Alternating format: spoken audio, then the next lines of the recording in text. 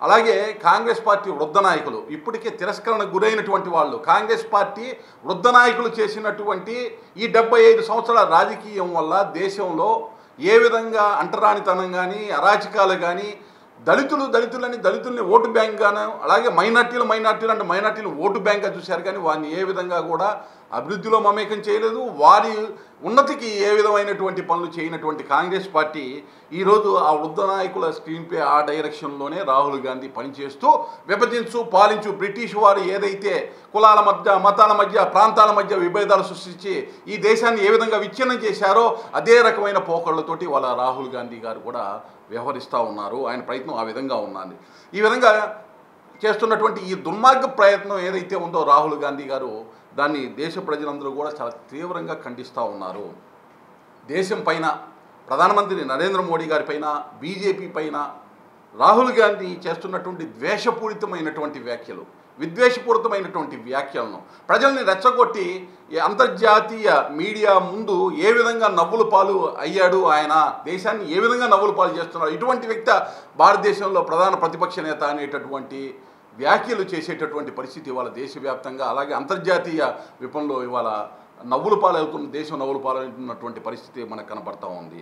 ఇవాళ అందని ద్రాక్షగా అధికారం ఉన్నటువంటి పరిస్థితుల్లో రాహుల్ గాంధీ గారు ఎవరెవరితోటి కలిసి అమెరికాలో ఆయన చట్టా పట్టాలు వేసుకొని తిరిగారు, ఎవరెవరితోటి ఆయన ఆలోచనలు పంచుకున్నారని ఒకసారి చూసినట్లయితే ఖలిస్తాన్ తీవ్రవాదులు అలాగే పాకిస్తాన్ తీవ్రవాదులు ఐఎస్ఐకి సమర్థనీయంగా అమెరికాలో పనిచేసేటటువంటి నిషిద్ధమైనటువంటి వ్యక్తుల్ని పక్కన పెట్టుకొని ఇవాళ రాహుల్ గాంధీ గారు భారతదేశాన్ని కించపరుస్తూ వ్యాఖ్యలు చేసినటువంటి పరిస్థితి ఇవాళ అమెరికాలో మనం చూసాం. దాన్ని ప్రశ్నిస్తే అది తప్పుగా కనబడుతుందా, దాన్ని ప్రశ్నిస్తే అది తీవ్రవాద భావజాలంగా కనబడుతుందా? ఈ విధమైనటువంటి ఖలిస్తాన్ వేర్పాటువాదులు వారు రాహుల్ గాంధీ గారు చేసినటువంటి వ్యాఖ్యల మీద ఖలిస్తాన్ తీవ్రవాదులు ప్రత్యేకంగా వాళ్ళు ఒక లేఖను కూడా విడుదల చేశారు. ఏ విధంగా ఖలిస్తాన్కి వేర్పాటువాదం ఉందో దానికి ఊతమిచ్చే విధంగా రాహుల్ గాంధీ గారు మాట్లాడారు, మేము సంతోషిస్తున్నాం అన్నట్టుగా వాళ్ళు లేఖ పంపించారు. దాని మీద ఏం ప్రశ్నకి ఆ ప్రశ్నకి దానికి సమాధానం రాహుల్ గాంధీ గారు ఏం చెప్తారు, కాంగ్రెస్ పార్టీ ఏం చెప్తుంది. అలాగే ఐఎస్ఐ తీవ్రవాదులకి మద్దతు తెలిపేటటువంటి వాళ్ళని పక్కన పెట్టుకొని ఫోటోలు దిగుతా వాళ్ళతో సంభాషణలు చేస్తూ మాట్లాడినటువంటి రాహుల్ గాంధీ ఎవరైతే ఉన్నారో ఆయన బేషరతుగా దేశ ప్రజలకి క్షమాపణ చెప్పాల్సినటువంటి అవసరం ఉంది. బంగ్లాదేశ్లో అత్యంత పాశవికంగా దాడులు జరుగుతున్నా అక్కడ ఉన్నటువంటి హిందువుల మీద కానీ మైనార్టీల మీద కానీ అక్కడ దాడులు జరుగుతుంటే అత్యంత పాశవికంగా పైశాచికత్వంగా వ్యవహరిస్తుంటే రాహుల్ గాంధీ కానీ కాంగ్రెస్ పార్టీ కానీ ఒక మాట మాట్లాడదు. పశ్చిమ బెంగాల్లో ఒక మహిళా డాక్టర్ని అత్యంత పాశవికంగా ఆమెని ఏ విధంగా ఇబ్బంది పెట్టి ఆమె మరణానికి కారణమయ్యారో హత్యకు కారణమయ్యారో దాని గురించి కాంగ్రెస్ పార్టీ కానీ రాహుల్ గాంధీ కానీ ఏ విధంగా కూడా దాని మీద మాట్లాడరు. వీరు దేశంలో ఉండేటటువంటి వివక్ష గురించి అసమానతల గురించి దళితుల గురించి ఎస్సీలు ఎస్టీలు వాళ్ళ అభ్యున్నతి గురించి మాట్లాడుతూ ఉన్నారు.